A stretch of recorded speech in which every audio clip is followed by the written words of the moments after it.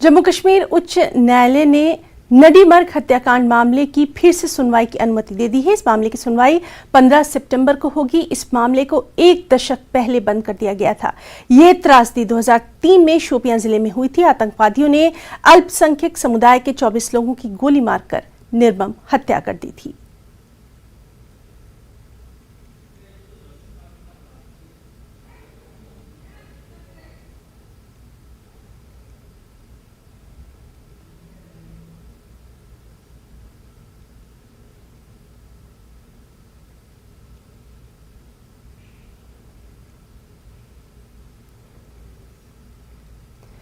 तो बेहद अहम खबर आपको बता रहे हैं। जम्मू कश्मीर उच्च न्यायालय ने नडीमर्ग हत्याकांड मामले की फिर से सुनवाई की अनुमति दे दी है।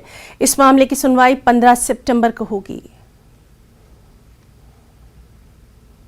नमस्कार, मैं भूषण लाल भट्ट शंकर विहार लवर बरनाई से बोल रहा हूँ। बड़ी विडंबना की बात है कि आज 32 साल हो गए। 32 साल से हम विस्थापित हैं जम्मू में। तो जो फिर हम नाड़ीमर्ग के रहने वाले हैं और नाड़ीमर्ग से हम 90 में यहाँ विस्थापित हुए। फिर हमारे कुछ रिलेशन में, जिनमें हमारे अपने मामा जी की फैमिली वगैरह कज़न ब्रदर रहते थे, वो नहीं निकले थे, माइग्रेट नहीं हुए थे।